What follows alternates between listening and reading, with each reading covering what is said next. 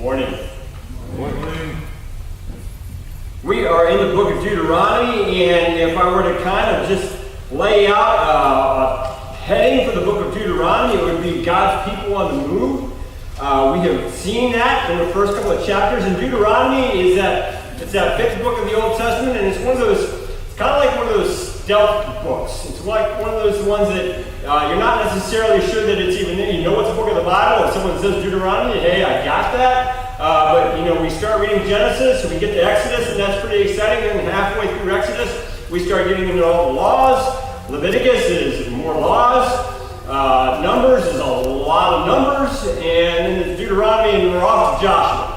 But Deuteronomy is just really meaty. It's got a lot of good stuff in it. And one of the things that we see is that these are the words of Moses to the people. It's kind of like his parting words to the people of Israel as he is about not to cross over into the promised land.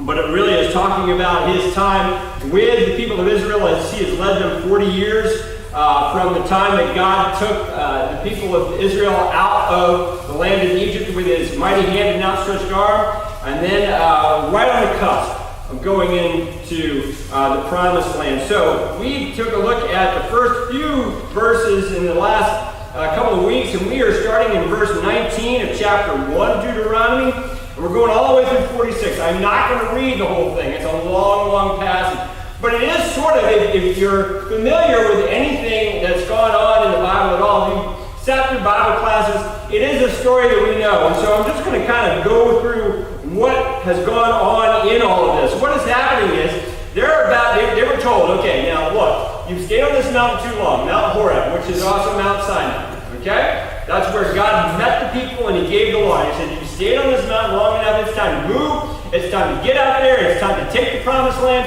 And we're talking not very long after they left Egypt. It had not been even years. Just a short period of time. They are going out of Egypt. They're going to Mount Sinai. They're creating a covenant. And then they are going to take over the promised land. So that's the idea. And so what ends up happening is they send out 12 spies to spy out the land.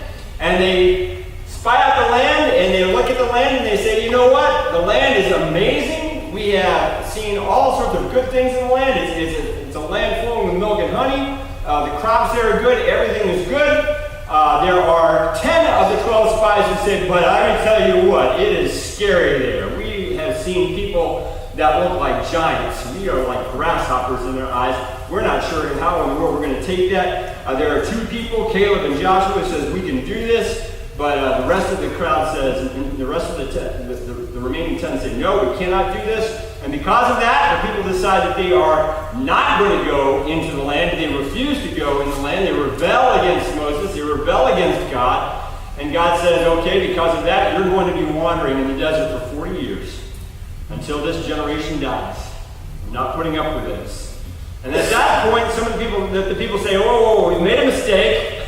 Wandering in the desert does not sound like a good idea. We don't want to do that, so we're going to go up and then we're going to take the land. And Moses says, no, it's too late. You don't want to do that. If you do that, you're going to get defeated. And that is, in fact, what happened because they decided they're going to go up anyway. And the Amorites who lived in the hills came out against them and they chased them. And it says in verse 44, like a swarm of bees and beat you down from Seir all the way to Hormah. Came back and you wept before the Lord, but he paid no attention to your weeping and turned a deaf ear to you. And you stayed in Kadesh many days, all the time you spent there. And so this is what's going on in the rest of chapter 1 of Deuteronomy. And as we look at these verses, as we look at these passages, as we take a look at this story, we're going to pull some things out and take a look at some things that we can hope that we can learn from. So basically, as we take a look at this, I want to read the first few verses. It says, then, as the Lord our God commanded us, we set out from Horeb and went toward the hill country of the Amorites through all that vast and dreadful desert that you have seen. And so we reached Kadesh Barnea. Then I said to you, you have reached the hill country of the Amorites, which the Lord our God is giving us. See, the Lord your God has given you the land. Go up and take possession of it, as the Lord, the God of your fathers, told you. Do not be afraid, do not be discouraged. Then all of you came to me and said, let us send men ahead to spy out the land for us and bring back a report about the route we are supposed seemed good to me, so I selected 12 of you, one from each tribe. And the question that I've got for this is, are they planning or are they procrastinating? What's the point of going out? What's the point of sending out these 12? What's the point of all of that? And the other question that I have is, whose idea is this? Because if we take a look at Numbers 13:1, we see something a little bit different in the record. And what it says in Numbers 13:1 is this. The Lord said to Moses, "Send some men to explore the land of Canaan, which I am giving the Israelites from each ancestral tribe. Send one of the leaders." So at the Lord's command, Moses sent them out from the desert of Paran. And so we've got this little bit of a contrast of what's going on. If I were to rectify this situation, I would say that what happened was that the people of Israel said, you know what, we need to spy out the land, because Moses is saying, let's go. We need to spy out the land first. And so Moses, being the man of God he is, he goes to God and says, okay, can we do this? And God says, yeah, sure. Let's go ahead and do this. Okay, you want to send out 12? Go ahead, do it. It's fine. And so I think that what we've got going on here is that really it's the people's idea, and God is saying, okay, we'll do this. And the question that I have on here is this a test? And the question that I also have is, does God test us? If we take a look at various passages in Scripture, we see that there are tests in Scripture. If we take a look at Exodus, and we take a look at chapter 15:25 and 16:4, we see a situation. Now this is after they have already refused to go and take the land. So it's a little bit different in what is going on here. But in 15:25, what we have here in this particular situation, I'm sorry, it's not before that. What we have here is we have the idea of water and we have the idea of manna.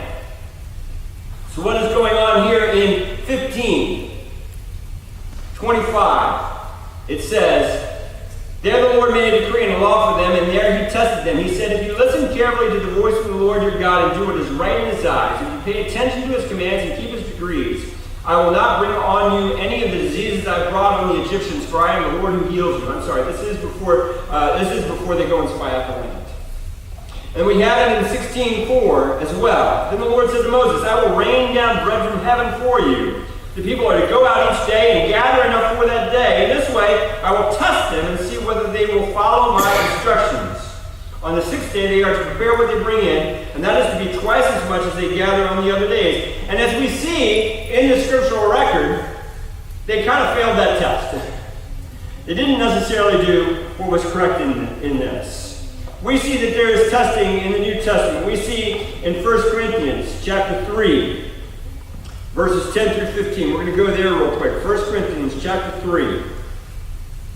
Sorry it's taking me so long to get there. 1 Corinthians chapter 3. We see a testing of what is going on there. And it's an interesting one. It says here, Paul he is talking about what he has done. And it says, "By the grace God has given me, I laid a foundation as an expert builder, and someone else is building on it. But each one should be careful how he builds, for no one can lay any foundation other than the one already laid, which is Jesus Christ. If anyone builds on this foundation using gold, silver, costly stones, wood, hay, or straw, his work will be shown for what it is, because a day will bring it to light. It will be revealed with fire, and the fire will test the quality of each person's work. If what is built survives, they will receive his reward. If it is burned up, they will suffer loss. They will be saved, but only as one escaping through the flames." And so we see that there is this testing. We see this also in 1 Thessalonians. And this is another passage where Paul is talking to the Christians there, and he's saying, yeah, there is a testing. There is a testing of your heart. You've got to be prepared. You've got to understand that these things happen. And so we have in 1 Thessalonians, he talks about his own ministry again. He says, "You know that our visit to you was not a failure. We had previously suffered and been insulted in Philippi, as you know. But with the help of our God, we dare to tell you this gospel in spite of strong opposition. For the appeal we make does not spring from error or impure motives, nor are we trying to trick you. On the contrary, we speak as men approved by God to be entrusted with the gospel. We are not trying to please men, but God, who tests our hearts." And so we have this idea of testing in here, and I think that when we take a look at this, sometimes we get a little bit freaked out. God tests them. And I think really we got to think about what exactly is the purpose of this testing? What exactly is going on here? And I think that we've all had teachers, and of course testing, we always think back to our times when we were in high school and college or grade school or whatever else, and some of us loved to take tests, and anybody love to take tests? Maybe not. Some of us loved to take tests and some of us didn't, and sometimes we took a look at it and it's kind of like, okay, well this is the time for the teacher to take us down in smackdown or something like that. We have these trick questions. Okay, guess what? We're going to have this quiz, and you're going to have to read this chapter in your book. I want you to read the first chapter in the book, and then you're going to have a quiz tomorrow. And so you have a quiz, and it's kind of like, what color was the wall in the sitting room of so-and-so's family? So like, what? What's that have to do with anything? We've all had tests like that, and it's kind of like, what was the point? I don't understand. It seems like a trick. Why would it be that? Or is the purpose rather learning? And so I think I've told this story before. I had a very, very educated professor in my freshman year of college. He taught Acts to Revelation. I've told that story. But the first test was on the book of Acts, and it was the entire book of Acts. And we had spent a long time in the book of Acts. And you know, I was a good Bible student growing up. I had participated in Bible bowls. I had trophies from Bible bowls and all this kind of stuff. I felt pretty good about it. And so anyway, I took the test. I had the second highest grade in the class, and it was a 57%. The highest grade was a 63%. And the professor said, now you know what you don't know. Go and learn it. And I took that 63%, and that became 100, and my grade became 94. Thank you, Dr. Lewis. Because otherwise I was going to fail my freshman year of college. Acts and Revelation. Well, what was the point? Was it smackdown or learning?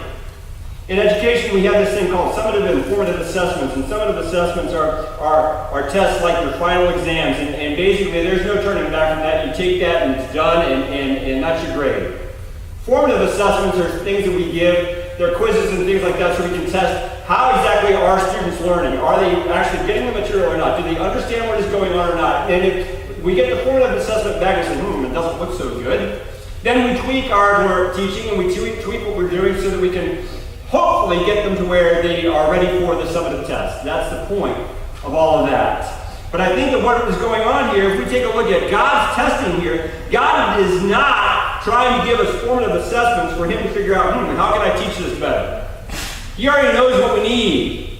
But I think really what's going on here is he is trying to test people in order for us to be able to understand what is going on so that we can understand ourselves better, so that we can understand the parts of our lives that we need to change, how we need to grow. That is the purpose of God's testing in a lot of ways. It's talking about testing our hearts in the 1 Thessalonians passage. It's testing our work in the 1 Corinthians testing. In the 1 Corinthians passage is difficult. Each person's work will be tested by fire.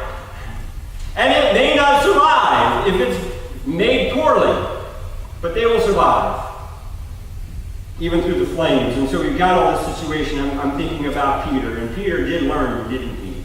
He learned something about himself when he was walking on that water and all of a sudden started to sink. He learned something about himself, and Jesus picks him up and says, your faith, it's weak. He learned something about himself when he tells Jesus, although anybody else is going to walk away, I will never walk away from you because I'm going to be with you through thick and thin. I don't care what it is. And then that very night, what does he do? He denies him 1 time. He denies him 2 times. He denies him 3 times. And then the rooster crows, which is the sign that Jesus gave. And he realizes what he did. And he goes away and he weeps bitterly. He learned something about himself in that particular situation. We talked about testing in class today a little bit, about what is going on in those songs when it seems like there are others living about us, never molested, though in the wrong, and the old song, Tempted and Tried. I'm not necessarily sure, and I'm not here to criticize the song necessarily, but I'm not necessarily sure that that's really the song that we should have in our minds as we go through our lives.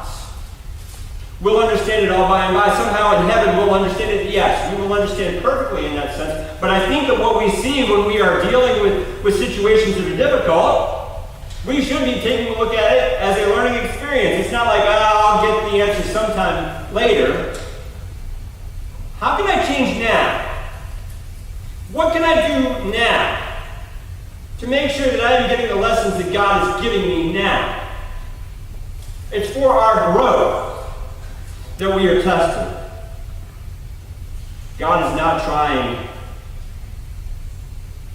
to get us in some kind of cosmic gotcha. He's trying to grow us. That's the purpose of testing. Yes, we are tested. But let's not fear that. Let's look at it as, oh boy, this is an opportunity to grow. Let me see how this is going to go. I think what we see in all this particular situation is a walking by faith. If we take a look at what is going on in 32, they go into the land and they say, you know what, the land is beautiful. We've got this beautiful land that can grow great crops and all of this. This is all wonderful, but the people are stronger and taller than they are. Their cities are large. Their walls are up to the sky, and we even saw the Anakites there. And the Anakites were giants. But Moses says to them, don't be terrified, don't be afraid of them. The Lord your God who is going before you will fight for you as he did for you in Egypt. It's going to happen. It's going to be okay. But we see that the people really, they are not walking in faith. And really this goes back to maybe the reason why they are bringing up the idea to begin with. In spite of this, you did not trust in the Lord your God, who went ahead of you on your journey in fire by night and a cloud by day to search out places for you to camp and to show you the way that you should go. So it did not trust God. And so basically, in all this process, even in the spying out, there was a lack of faith. That's what we've got going on there.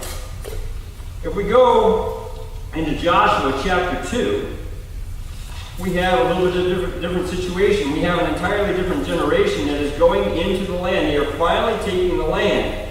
And what ends up happening is Joshua, the son of Nun, secretly sent 2 spies, and he says, go look over the land, especially Jericho. So they went and entered the house of a prostitute named Rahab and stayed there. So what they're doing is, Joshua says, I want you to go out. I'm sending 2 of you. I don't know exactly what Joshua was thinking, but he says, maybe in his head, when 12 went out, 10 decided that we shouldn't go in. So now I'm just going to pick 2, and I'm going to pick the 2 that are going to make the right decision. I don't know exactly what it is, but I think that it's funny that he sends 2. And they come back in verse 24, and they said, the Lord has surely given the whole land into our hands. All the people are melting in fear because of us. So in all of that story, we have these 2 who, it's not a procrastination technique or anything like that. It is, we are planning. We are making us ready to do exactly what God is wanting us to do. And I think the lesson for us is clear. We need to make sure that we are walking in that faith. We need to make sure that when God says go do it, we're not going to go, okay, God, okay, but can I have a little time first? We are a people on the move. It's interesting that this group of people asked the question, does God love us? I think that is part of that procrastination technique. We can see that these people have trust issues. It says, but you were unwilling to go up. You rebelled against the command of the Lord your God. You grumbled in your tents and said, the Lord hates us. So he brought us out of Egypt to deliver us into the hands of the Amorites to destroy us. Where can we go? Our brothers have made us lose heart. They say the people are stronger and taller than we are. The cities are large with walls up to the sky. The Lord hates us. And so what they are doing is they are drawing this conclusion that the Lord hates us. And I want us to take a look at this. Some trust despite the difficulty. And we see Joshua and Caleb, who are those types of people. Yes, we see difficulty. Yes, we see challenge. Yes, we see all of that. But we believe that God has given us this land. And so we are walking out on faith. We are trusting. And we are going to make sure that we accomplish the will of God no matter what the difficulty is. It doesn't matter that we've seen giants there. We're going. And some don't trust despite the evidence. And we see indications of that too. We see that right here in these 10. They come back and say, no, we can't do this. We can't do this. And people say, God hates us. He hates us. It's the opposite of love. He does not love us. He hates us. This is the reason why he brought us out here. Despite the evidence, And the evidence is definitely there. We see it in verses 29 through 31. Moses is talking to him and he says, hold on just a second. Oh, you're getting this all wrong. Don't you understand what's going on? You should not be terrified. The Lord your God, who is going before you, will fight for you as he did in Egypt. What did you do in Egypt to get yourselves out of that situation? Nothing. It was hopeless. You were oppressed. And what did God do? He sent the plagues down in Egypt and he totally destroyed that country so that you could walk out of there free. He fought for you. He did all of that. You saw how the Lord your God carried you as a father carries his son all the way you went until you reached this place. Do you think for a second that he opened the waters of the Red Sea to destroy you now? Think about this logically for half a second. It can't possibly be that way. He led them and provided them.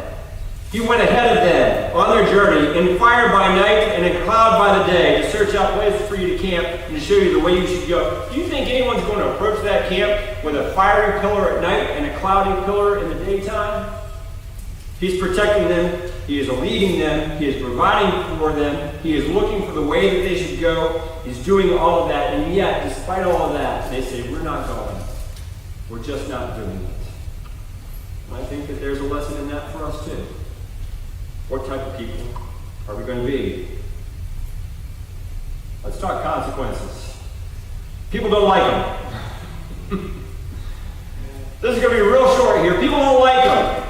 We see in verse 41 that they didn't like him. We have sinned against the Lord. We will go up and fight. Now, I find this interesting in all of this. So God says, okay, I am not going to let you enter the land. You're not going to do it. The little ones that you have said would be taken captive, your children who do not yet know good from evil, they will enter the land. I will give it to them. They will take possession of it. But as for you, turn around and set toward the desert along the route to the Red Sea. Now, they are thinking about that desert. And I'm thinking about what Moses writes in verse 19 about that desert. It said, then as the Lord our God commanded us, we set out from Horeb and went toward the hill country of the Amorites through all that vast and dreadful desert that you saw. Guess what, guys? You're not going to the promised land. You're going back into that desert. They don't like that. Well, if it's a choice between fighting the Amalekites or going back into the desert, we'd rather fight. We have sinned. We're going to go ahead and do this. They put on their weapons thinking that it was easy to go up into the hill country. It's going to be easier than going up into that desert. I'm sorry, not the Amalekites, the Amorites. I'm getting ahead of myself. So they rebelled. We see this in verse 45. We said, you came back and you wept before the Lord, but he paid no attention to your weeping and turned a deaf ear to you, so you stayed in Kadesh many days, all the time you spent there. And so this is what has happened. They're not liking these consequences, but they can't avoid them. When God says to do something, we do it. When God says to not do something, we don't do it. It's important. And I guess the last question that I have is, who is Moses talking to in all of this? As we take a look at this, it's a good question, I think, because we see in verse 39, we see that he says this. And the little ones you have said will be taken captive, your children who do not know good from bad, they will enter the land. I will give it to them and they will take possession of it. But as for you, turn around and set out toward the desert along the Red Sea. And so we have all of this. And we see this in Deuteronomy chapter 1. It says, in the 40th year, the first day of the 11th month, Moses proclaimed to the Israelites all that the Lord had commanded them. This was after he had defeated Sihon, king of the Amorites, who reigned in Heshbon, and the Amorites who reigned in Heshbon and Edrei, who defeated Og, king of Bashan. The Lord said to us at Mount Horeb, in verse 6, you have stayed long enough at this mountain. Verse 9, at that time I said to you, you are too heavy a burden for me to carry alone.